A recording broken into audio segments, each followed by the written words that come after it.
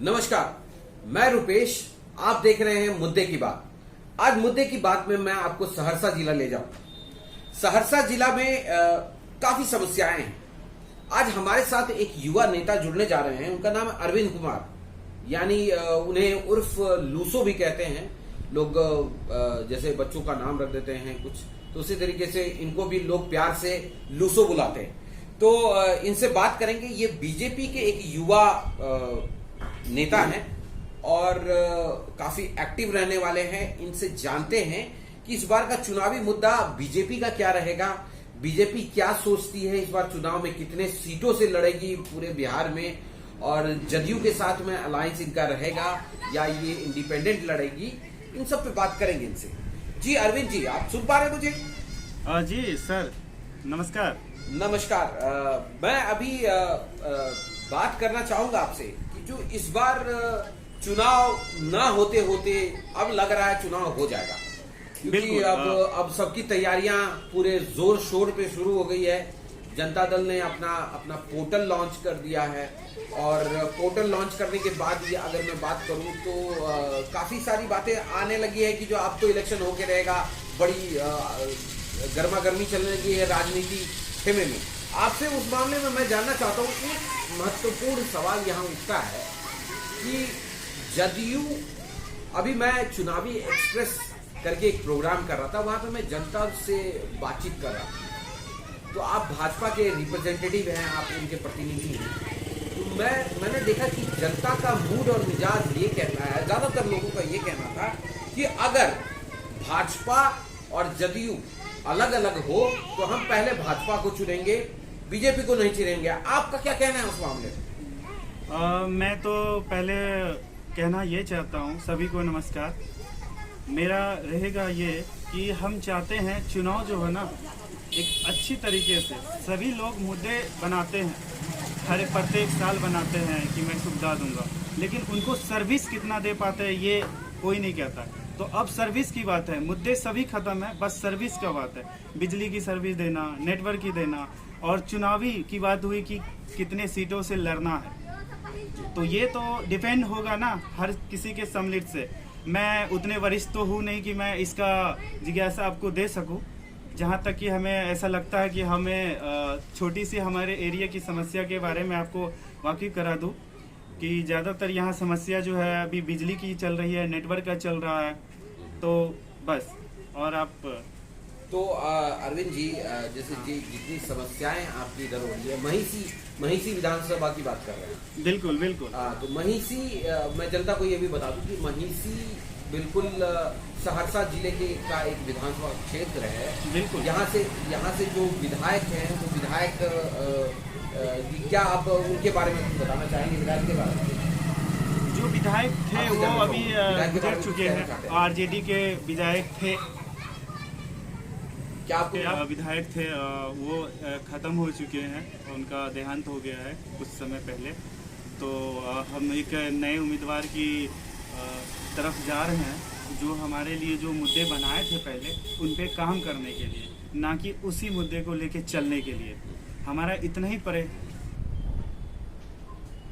क्या मुद्दे थे? वो मुद्दे क्या थे? मुद्दे वो थे कि सड़क का निर्माण करवाना, अच्छी बिजली देना, सुविधा देना, हर समस्या का हल करना, वो रिश्वत बंद करवाना, ये सब थे। तो उसको कंट्रोल में लाना है। हर बोल देना बहुत आम बात होती है, लेकिन करना थोड़ा मुश्किल होता है। अब जैसी बात है, तो मैं बस इतना ही कहना चाहता हूँ। आरजेडी के जो विधायक हैं आपके वहां पर, तो ऐसी शिकायत हर जिले से मिलती है, हर विधानसभा क्षेत्र से मिलती है। उनका कहना होता है कि सरकार हमारी नहीं है, इसलिए हम काम नहीं कर पाते हैं। अरे कितना % ये बात सही है? तो क्या सरकार के हित से ही वो चुनाव लड़ते हैं क्या? वो कहते हैं हम अपना व्यक्तित्व परिचय देते हैं, हम अपने आप जनता से हम मिल के आते हैं, वोट हमें जनता देती है। तो इसमें सरकार क्या करेगा? कोई इंसान कहीं भी कुछ कर सकता है अगर वो चाहे तो। हाँ, ये बात तो मैं आपको इसमें एक बात, जैसे चर्चा हो रही है, तो इस चर्चा में एक बात मैं जोड़ना चाहूंगा कि हर एक विधायक के लिए एक फंड आता है। हाँ, वो फंड से वहाँ का विकास किया जाए, वहाँ की जो समस्या है उस समस्या पर बात की जाए, बिल्कुल। और जितनी भी समस्याएं आ रही है उस पर जो भी टेंडर निकलता है उस टेंडर को पास कराया जाए। बिल्कुल। ये सारी साइनिंग अथॉरिटी उनको मिलती है। बिल्कुल मिलती तो है। ऐसे में वहाँ की जनता क्या आवाज नहीं उठाती है? हाँ, जनता के पास जब ये समस्या मालूम होगा तब ना, वो जो वोट मांगने आते हैं तब मालूम होता है। उसके बाद अगर समस्या आ रही तो उसने कहा क्या कि मुझे आपकी जरूरत है, एक और आपके लिए मैं कुछ काम करना चाह रहा हूँ और मुझे नहीं किया दिया जा रहा है, तो क्यों नहीं जनता जाएगी उसके साथ? तो जनता उसके पास में जाएगी, क्यों नहीं जाएगी? जनता क्यों नहीं जाती? जनता जनार्दन ने उनको वोट दिया तो वो वहाँ जाती क्यों नहीं है? ये मैं आपसे जानना वो मिल नहीं पाते हैं ना, वो एक अच्छा वो मौजूद ही नहीं होते, मौजूद ही नहीं होते ना। अच्छा हाँ। वो मौजूद ही नहीं होते हैं, इसी वजह से जो है बात नहीं हो पाती। बिल्कुल बिल्कुल। चलिए एक ये बड़ी ही महत्वपूर्ण बात कही आपने कि जो वहाँ के जो विधायक है, महिषी के जो विधायक है, वो विधायक वहाँ पर रहते ही नहीं। अभी तो फिलहाल मैं दुखी हूँ कि वो उनका देहांत हो गया। अब मैं क्या बोलूँ उनके बारे में, वो ऐसे नहीं, बस वो एक मुझे दुख हो, और मैं क्या बताऊँ। नहीं देखिए एक सत्य है कि जो इस धरती पे जो आया है उसको तो जाना ही। बिल्कुल। ठीक है, ये अटूट सत्य है। इस सत्य से कोई ये नहीं कर सकता है, परहेज नहीं कर सकता है, और मृत्यु ही सबसे बड़ा सच है। बिल्कुल, ये तो हर कोई जानता है। उनकी मृत्यु हुई है तो वो मृत्यु का क्या कहते हैं, एक अटल सत्य है जिसको कि कोई नहीं टाल सकता है। तो उसकी बात ठीक है, लेकिन जो फैक्ट है कि जो एक आरजेडी के विधायक वहां पर थे और वो विधायक इस दुनिया में नहीं है, उससे पहले जब इस दुनिया में थे तब भी उन्होंने कोई काम किया नहीं था। और बीजेपी का क्या एजेंडा है इस बार विधानसभा के लिए, विकास के लिए? अगर बीजेपी अपने कैंडिडेट को खड़ा करती है वहाँ से, तो उनका क्या क्या एजेंडा होगा?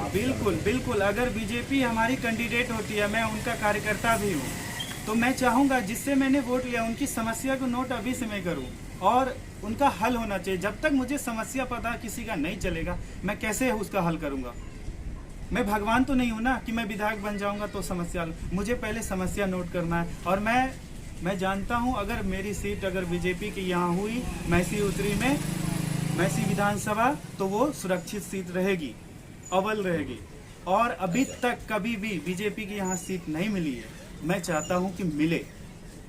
तो वहाँ पे बीजेपी नहीं जाती है तो बीजेपी की जगह पे जदयू को सीट मिलती होगी। जदयू की मिलती है, उनके सहयोगी जो भी पार्टी होते हैं उनको मिली है, लेकिन बीजेपी का झंडा कभी नहीं लहराया है। मैं चाह रहा हूँ मैसी विधानसभा बीजेपी का एक बार झंडा जरूर लहराए, ताकि पता चले कि हम तो वहाँ पे मैं चुनावी समीकरण की अगर मैं बात करूँ कि देखिए हर एक पार्टी अपना चुनावी समीकरण वहाँ बनाती है। बिल्कुल, हर एक क्षेत्र में अपना चुनावी समीकरण बनाती है। कोई कहता है कि वैश्य समाज से हमें वोट मिलता है, कोई कहता है मुझे यादव समाज से वोट मिलता है, कोई कहता है मुस्लिम समाज से मुझे वोट मिलता है। तो आपके वहाँ पर क्या समीकरण रहता है? मैं आपसे जानना चाहूँ। मेरे लिए तो सब बराबर है। मैं कुछ अलग टाइप का हूँ अगर कहें तो। मैं किसी को ये समीकरण समझता ही नहीं हूँ। पहली बात तो मेरे लिए सभी भाईचारा है, तो हम चाह रहे हैं जिसमें अच्छा लग रहा है वो वहाँ जाए, उनके साथ रहे। देखिए सर, मैं आपसे अरविंद जी ये बात कहूँगा कि हर एक पार्टी कोई ना कोई एजेंडा लेके चलती है। बिल्कुल, और हर एक का कोई ना कोई समीकरण है। बिल्कुल, वो जब कहीं पर कोई कैंडिडेट खड़ा करती है, वो कैंडिडेट खड़ा करने के पीछे उनका कोई ना कोई रीजन होता है। वो ये सोचते हैं कि जो अगर मैं इस चेहरे को यहाँ पे खड़ा करूंगा तो ये जीत जाएगा। कोई पार्टी हारना नहीं चाहती, नहीं, हर पार्टी चाहती है कि मैं जीतूं, लेकिन ये जीत और हार का खेल है। और ये संविधान का नियम है कि जो आपको वोट जितना मिलेगा, अगर आप बहुमत में हैं तो तभी आप जीतेंगे।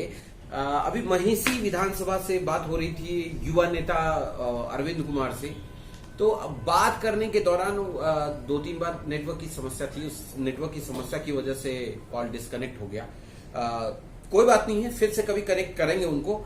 लेकिन इतनी बातों में ये जरूर पता चल गया कि हर एक विधानसभा क्षेत्र में जहां भी आरजेडी मौजूद है, आरजेडी का कहना है कि आरजेडी के नेता कुछ खास काम कर नहीं रहे वहां पर।